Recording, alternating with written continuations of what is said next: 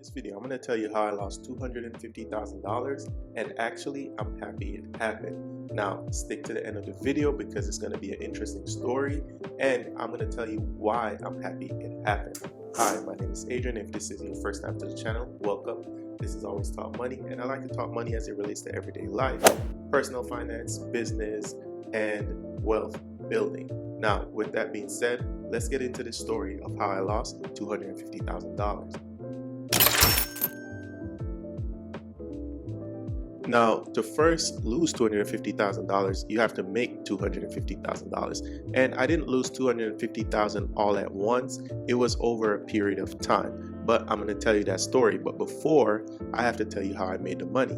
So if you are new to this channel, you might have not heard me mention that in the past, I used to do trucking. But to be more specific, I used to do non-CDL trucking. So basically, I had a Sprinter van, a Mercedes Sprinter van to be specific, and I would do expedited deliveries. So I would deliver construction equipment, important documents, car parts, whatever it was, up to 3,000 pounds, I could haul it in that Sprinter, and I would do over the road. So I live in Georgia, but I would be in Connecticut, New York, Chicago, wherever the load needed to go, I would take it there. And I use it as an opportunity to see the country, but also to make a lot of money. Now, how did I make this money? Well, as I said, I did non-CDL trucking. So I bought a Sprinter for cash, and I was able to buy it used on a site called Car Gurus. I did put $2,000 or $3,000 worth of work in it for it to be able to hit the road and get some profits coming in. Now, the expenses for a Sprinter is much lower than a big rig in trucking. Number one, I bought my Sprinter for cash, so I didn't have a car payment,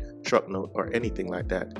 Number two, my commercial insurance was $1,000 a month, and it was $1 million coverage because anytime you have to do over-the-road trucking, you have to have that $1 million cargo insurance. Number three, I use diesel fuel, but because I was driving a smaller vehicle than a big rig, I was able to buy diesel fuel at the local mom and pop gas stations versus a truck stop. If anyone out there in the video, let me know in the comments down below, knows about trucking. The truck stops tend to be like $1, $1.25 more per gallon when you're trying to buy diesel. And when you're driving thousands of miles a week and filling up, that can get very, very expensive. Now, I did this for 2 years, and each year I grossed about $125,000, and that's where the $250,000 number comes in. The margins were good. As I said, my overhead was low. I didn't have any truck payment, and my fuel costs were significantly lower than most of the other trucks on the road. Also, additionally, because I was able to drive a small specialized vehicle, I was able to go to certain places that would pay me more money that big rigs didn't go,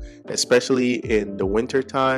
I remember going to Nova Scotia, Canada, and made $7,500 on a 2-day trip. And guys, if this is bringing you value so far, please leave a like for the YouTube algorithm. If it's your first time here, please subscribe. We want to get those subscribers up, and new videos every single week, 2 times a week. And I always strive to make the best video possible so you can level up your personal finance knowledge. With that being said, let's continue with the story. How did I lose this money? Well, basically, this was my first time making that much amount of money. Before, I had a W-2 job. Oh, by the way, I was an independent contractor. I picked my own loads and every single thing with regards to that. So I wasn't working for anyone. Previously, in my W-2 job, I was making between 50 and 60K a year, which was decent, but not nowhere near 125K. And I got excited. I just saw the money coming in, and I would eat out all the time, because as someone who didn't go to college, didn't have any debt, and was doing so well in life in my late 20s, I was just very excited about it, and I just wanted to show people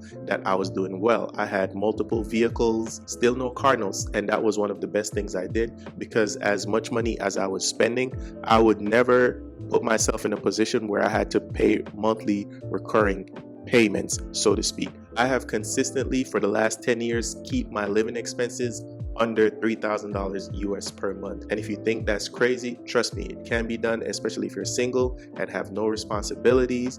You can do it. But a lot of people, they want to impress people, so they live a more lavish lifestyle. And I got caught up with that a little bit. And yes, I was able to save money, and I was investing in all of that type of stuff because I was still kind of on my personal finance journey, but I spent way more than I needed to spend. And as I said, stick around till the end of the video. I'm going to tell you 5 lessons I learned on this journey to making a lot of money and losing a lot of money.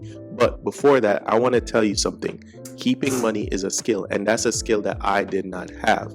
You might think it's cliche, you might think everybody's saying it just to say it, but it's the truth. Because if I knew what I knew now back then, I would definitely have more in my investments, I would have more saved up, and I would just be able to have a different lifestyle. Keeping money is a skill. You have to understand how to avoid lifestyle creep, how to save, how to invest, how to stick to a budget, how to delegate your dollars in a way that benefits you and not benefit your consumerist mindset, not benefit your neighbors that you're trying to impress. You have to learn the skill of keeping money. Just like making money is a skill, keeping money is also a skill. Because let's face it, only 1% of people live on the other side, live on the wealthy side. And why is that? Because they're in the 1% that could make that money, but also they're in the 1% that can keep that money. Because we've all seen rich people, lottery winners, athletes, entertainers, they all can go broke. And I'm no different than that. And so I had to learn that keeping money is a skill. Now, if you've made it this far in the video, I quickly want to go over some of the 5 lessons I learned on this journey. And it's probably the biggest reason why you're watching this channel right now, because I learned so much over those few years on personal finance. And I would drive long drives and listen to a lot of personal finance and money audiobooks, because in my mind, I always wanted to be a successful entrepreneur. But the 5 lessons I learned going on that journey of making that amount of money and losing that amount of money.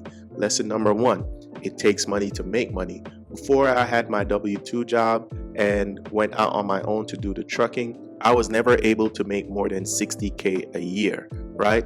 And I took a chance when I left a job that I was never going to get fired from. I was very good at it and I was just never going to get fired. But I wanted more. I wanted to strive for more, because in my heart and in my mind, I felt that I had more within me. And so I took all of my money, I took out all of my company 401k, and I invested it in buying my vehicle so I can go on the road. That's the money. I put $20,000+ on the line, but in doing that, within a year, I was able to go from $60K a year in salary to $125K a year, just by making that bet, by quitting my job, taking out all of the money that I have in my 401k and invested it in my own business. So it takes money to make money. That's the first lesson. Second lesson I learned is you have to have an abundant mindset towards wealth and money, right? When I was about to leave that job, I had coworkers tell me, like, this job is so safe, it's so cushy, you're never gonna get let go, you're so good at it, and it's a steady paycheck. And they were scared because they didn't have the abundant mindset that I had in seeing that I could strive for more. And even right now, I'm seeing it in my own life, because I'm telling people this is what I'm going to do with my YouTube, my website, my blog. I have a lot of plans going forward, and people are like, well, not many people make this amount of money. Not many people make X amount of dollars of money, right? But I have the abundant mindset. And in 3 to 5 years, if you're watching this in 3 to 5 years, what's up? But not many people have that abundant mindset towards money, and I can see my vision very clearly, and that was proved to me from going from $60K a year to $125K a year in just 1 year. 12 months can really change your life if you have that abundant mindset towards money.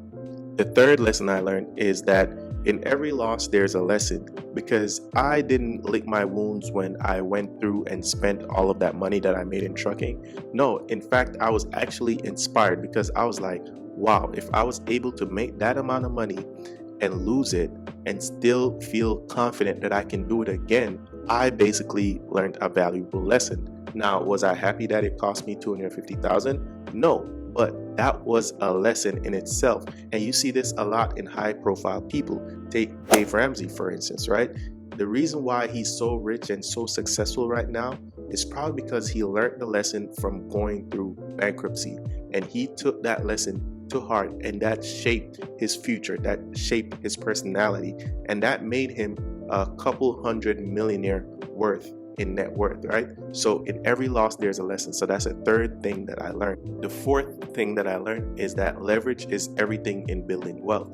When I was at my job, I had the same job as 100 other people, and I would never get a raise to 125K because then they would have to raise everybody's rate to 125K. But why would they raise my rate to 125K? They wouldn't, because I provided the same value that every single person that worked in my position provided, and so we all got paid just amount the same. But once I went on the road and I started doing my trucking business, not many people are going to be entrepreneurs. Not many people are going to take the risk to put their own money up to buy a truck to go on the road and learn a business for the first time. And so the less people that are competing against you, the less people are doing what you're doing, the more leverage you are building.